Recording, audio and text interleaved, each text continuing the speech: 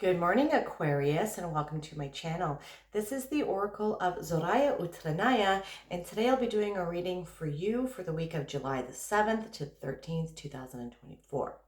I've already cut your decks and I've shuffled them all 4 times each, utilizing the numerology of the date July the 7th, 2024. This way we can dive right into the reading. Okay, we are starting off with the Eight of Wands. Eight of Wands is fast-moving energy coming in, fast-moving change like the wind.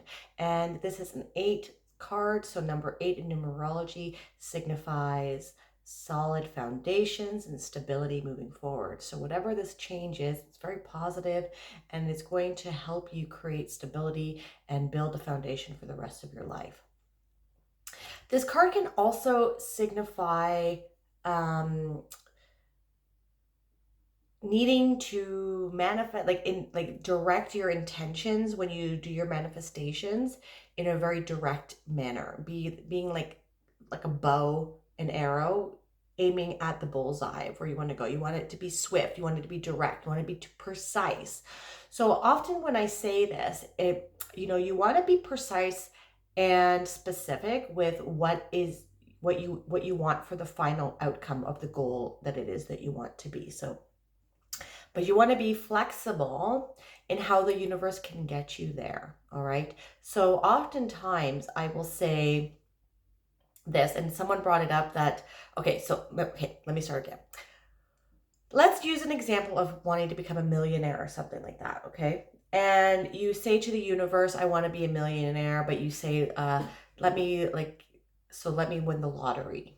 Okay. Help me win the lottery, universe. And so that's a very specific goal, yes, but you're limiting on how the universe can provide it for you. So you want to say, I want to be a millionaire, trillionaire, like quadrillionaire.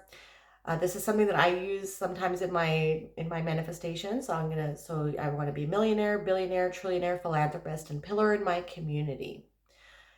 And I'm open to all of the avenues that the universe and my higher self and spirit guides can provide this for me to help me obtain this. But I include also a caveat. Someone did mention in the comments that people in your family dying can also bring in money, but that is actually something, believe it or not, that I include. That's how specific I am. I say, but I don't want someone in my family dying for me to get an inheritance, for me to get money. Okay, so that's specific. You're opening the way that the universe can provide you with opportunities that you can earn this money, that you can, because the money is not going to fall out of the sky. The universe is going to provide you with opportunities that you can get this money. You have to be aware that you can take it, but you need to be aware that this can happen in any sort of different way. So being specific in your final outcome, but being flexible in how the universe can provide it for you. Okay, be mindful of that. All right, so wow, even more forward moving energy for you. So this is like a double whammy of forward moving energy here. This is fast forward moving energy. This is forward moving energy, and this is forward moving energy. Forward moving energy. This Chariot. The Chariot is a card that indicates it is associated with Cancer. And what are we having today? I'm filming this today. It is the 5th. And I believe this is the new moon in Cancer today. So I also got this indication for Libra too, about doing some sort of ritual for this new moon in Cancer. This new moon in Cancer, like new moons are a good time for you to manifest and to put your intentions out into the universe, because there's no moon, and as the moon grows is when your intention can grow, and you're using the energy of the moon to help magnify whatever it is that you're trying to bring in. Okay, so here we also have he's moving from the city. He is going on a journey that he doesn't even know where he's going. So he's going into uncharted territory. Perhaps these changes that are coming in for you are giving you opportunities that you can seize that are perhaps outside of your comfort zone, or that they're outside of your area of expertise. Perhaps we are being encouraged to tap into these different aspects of ourselves, and you would be surprised to know how much potential you have, my dear Aquarius, even in areas that you perhaps feel that you don't really have any sort of skill in. Okay, you need to trust the universe here, because the universe is taking you somewhere that is uncharted. You see here that he doesn't have any reins on these sphinxes that are guiding his chariot. This is an indication that he is trusting where the universe is taking him. The universe can provide you with different opportunities, different avenues to get to your final goal, to your final destination. And, you know, we are needing to trust where the universe is taking us, because you are co-creating with the universe. And so that's what this is really interesting to see here, because and why it's important to really be specific and direct with what you want your final outcome to be. Because if you see here, he actually has the magician's wand in his hand. And so, and he has the stars above him. He is, and the moon here. So he's like the high priestess vibes, magician vibes. You are co-creating with the universe. So be mindful of the words that you are mentioning when you're doing your intentions, when you're doing your manifestations, but also in your day-to-day life. All right. So you want to be mindful that you are not speaking from a place of lack. You want to be attracting abundance. And if you are coming from a low vibrational frequency, if you are complaining all the time that things never work out, and you're constantly even saying like, I can't afford this, I don't have money, you're just attracting more and more of this. And I know it's very hard. I try to do this myself. Okay. Even if people invite you to go out and do things, instead of saying, I can't afford that, instead of saying, I don't have money to do that, you can say, it's not in my budget. You can say, I currently am using my money for other priorities. There's a different vibrational frequency there. And just being mindful that you are not constantly coming from a place of lack. You want to start saying things in the way that you want them to come in, because like attracts like. You're very powerful right now. And you're also being encouraged here to integrate both the shadow and the light. This has been coming up a lot as well during this week. The shadow and the light, we live in a world of duality, and we all have shadow and light aspects to ourselves. We should not be repressing our darker sides. We should be integrating them. And so I will use the analogy again. This has come up a lot this week, is that there's a story. It's like a Native American story, but there's two versions to it. The first one is that we both have a dark and a light wolf within us. And the first version indicates that you need to only feed the one that the one that lives is the one that you feed. So you shouldn't be feeding the dark one. I don't agree with that. Because if you starve a dark wolf, if you starve and repress your not negative, but your emotions, your darker aspects of yourself, your traumas and tribulations and challenges that you have gone through in life, if you repress them and starve them, the animal or your shadow side will become resentful. It will become angry. It will see that you are feeding and nurturing this other side of yourself, and the darker aspects of yourself and the traumas that you haven't healed will come up at inappropriate times. They will show up, and because you're not dealing with them, you're not healing them, you're not nurturing them, you're not facing them, you're not loving them, you're not feeding them. So this can manifest in a way of being projecting your problems onto other people, being resentful, being in a depression, being in victim mentality that it's other people's fault, and also coming up in codependent relationships, because you're not healing, you're repressing. And then when you repress your emotions, they can manifest in outbursts of inappropriate behavior. So you need to do some shadow work. You need to integrate the light and the dark. And this is going to help you on your journey moving forward. And this is going to help you be able to manifest with more ease because you're coming from a lighter place. Okay. I knew this card was coming up. It popped into my mind when, that is funny. That is really funny. All right. When I was talking about the Chariot, like the Lovers popped into my mind. So this is another card of duality as well. We have the masculine and the feminine. So we can also relate this to the dark and the light. This is the duality, the good and the bad, the masculine and the feminine. So you're being encouraged here to integrate. Was a theme that came up during the summer solstice. And we also have the sun here. So this theme is also, this theme will come right up into the winter solstice. So integrating our divine masculine, integrating our divine feminine. We all have this within us, be it you be man or woman, okay?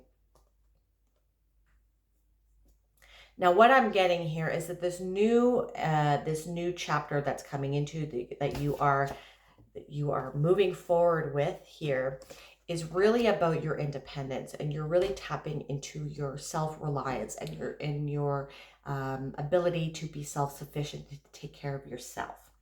So this might be like, obviously this, you can have some sort of love coming in here. I don't really focus on love too much. I focus on personal development, but there might be a Cancer coming in for you.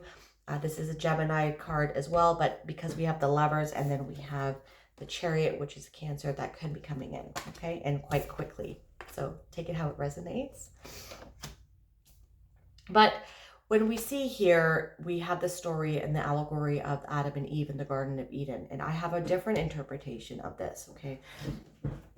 If you're familiar with Gnosticism, Gnostic Christianity, they have a different interpretation of this God in the Old Testament is not the true God.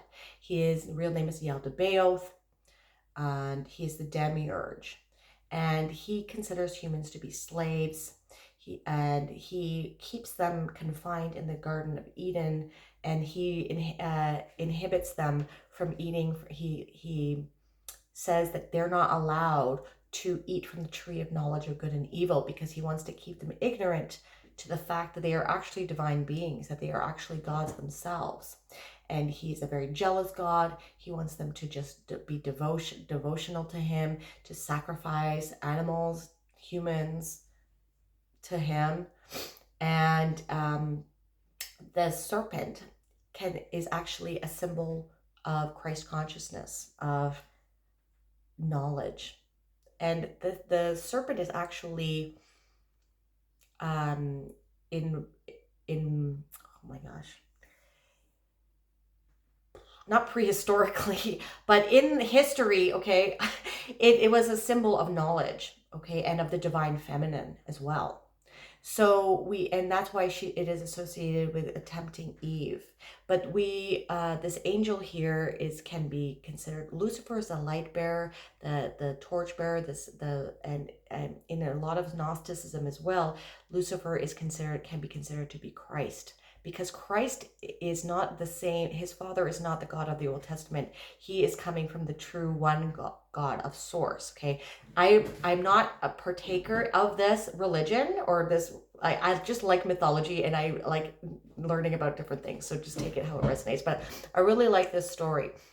So we are being encouraged to eat from the tree of knowledge of good and evil in order to break free from the slavery of this matrix world that we are living in. So you can open yourself up to this divine knowledge that you are the universe. You are God, okay? And you're merging your divine masculine, your divine feminine, and you're opening yourself up to what the universe, the knowledge of the universe, and occult knowledge. You know what occult means? It means hidden and secret. It is not evil. Okay, it just means hidden or secret. There's a lot of knowledge that has been hidden from us.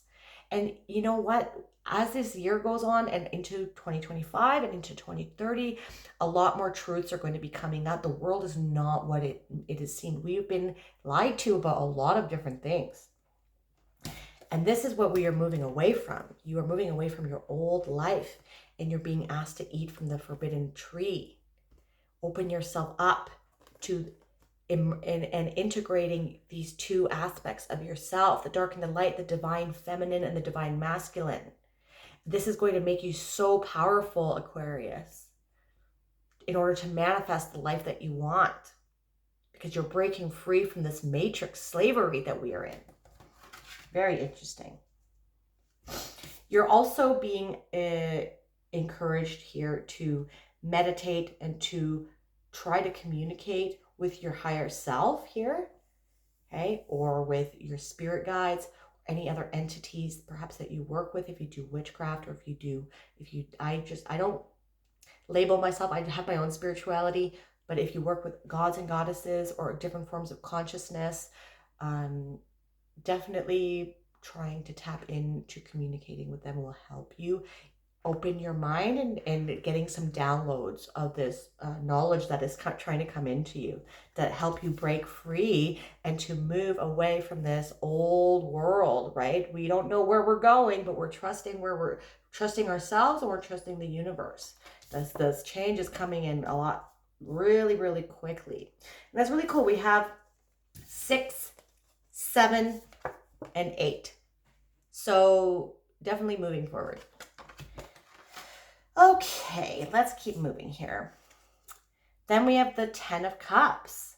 So you're moving into something that is all like everything that you wish and dream. Okay, this is where you're moving forward to. And perhaps it's even family-based. It can, you see here, so, okay. This family here, they enjoy their life. They're really happy. They enjoy each other's company, and they practice mindfulness, right? They are living in the moment. And despite the reality, like their reality outside of their house here is the same as we have. The world is crumbling. The old world is crumbling. We are building a new life. We are building a new world together. And despite what is going on in the outside world, yes, you should pay attention to what is going on, but most of your focus should be going on what you're building for yourself and how you want your life to look like. They are choosing to be happy and to not live in a life of fear, that the news and when you're in a state of fear, that is how they can control you more, because you're scared and you will do anything to not feel this way. And they want to control you from the outside, right? They were the global cabal, the globalists want to control. They're wanting to control farming. They want to control the food. They want to control where we go. They want to control the money. They want to control where we live. Okay. But we must start focusing on expanding our horizons of our knowledge in order for us to become self-sufficient here. And we have the power to choose where we put our focus. Are you going to be watching the news 24/7, being like, oh my gosh, what are we going to do? Like the world is collapsing. Or are you going to start building something that you want your life to look like? You have the power to choose here. What is your 10 of Cups? What does your ultimate life look like? Utilize this fast-moving, incoming energy to really be focused and direct into making this happen. This is everything you want in your dream. What is your North Star? Let's get direct and start moving forward and learning what we need to learn and co-creating with the universe to make this happen. With the Chariot, we have, this could definitely be love. Definitely be love, because the 8 of Cups can also be arrows of love here. This is an older interpretation. So you can have a love that can lead to family and everything that you want in your dream. We do have Cancer and we do have Gemini. We have the Lovers. Okay, so there can be a union here coming in for you. And this can be, these two people look very different. So it can be from two different cultures here as well. Okay. Yeah, and so we do have two here. We have the union, the two, the union of the light and the dark. And we have the union of your divine masculine and feminine. So this card can also indicate your higher, being in communication with your higher self, and or your spirit guides or the gods and goddesses you work with. Okay, so that is what that is here, and you're in communication with them. This is the staff of Hermes here, and Hermes is Mercury, and Mercury is the god of communication. So yeah, you definitely need to, like, something's trying to connect with you here to help you on your journey. So I would definitely listen to that and start calming your mind. Do some meditation, maybe do a ritual to open yourself up to some of the spirits or the consciousnesses that are trying to work with you. But there's a lot of duality here, and so you need to integrate like all of like the good, the bad, the light, the dark, the masculine, the feminine. Okay. And then we are ending off with the Page of Wands. So the Page of Wands here, Page of Wands is a lesser interpretation of the Knight of Wands.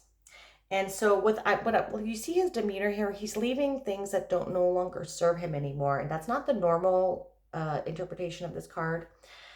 The Page of Wands and the Knight of Wands do have in and out energy. So things, people can be coming in for you, to just be mindful. If there's someone coming in for you about a relationship or like romantically, just be mindful. This is not a generalization for everybody. That could be a Gemini or Cancer, or they have placements, but there could be in and out energy here. So they might not want a commitment. They might just be wanting to have some fun and then leave. So if that's what you want, go ahead. But it feels to me that you're looking for something like that. So, and not to say that anybody that comes in for you, everyone's going to have this. Just be mindful of the red flags and make sure you are communicating what you need or what you're looking for. And if that's not what they can provide, then definitely move on from that energy. Okay, but on another aspect here, this the Page of Wands and the Knight of Wands, they are the builders of the tarot. So you're tapping into occult knowledge. You're becoming more independent. You're building the life that you want. You're the builder of your own reality. You have the ability to choose what life you want. And you're moving away from your old life here. So when you're moving away from something old, something's collapsing, this is the perfect opportunity to build what you want, right? So very interesting reading. I love it. We're going to end off with not an animal oracle card, a sacred geometry card. And it is the Taurus. Again, a lot of repeating cards.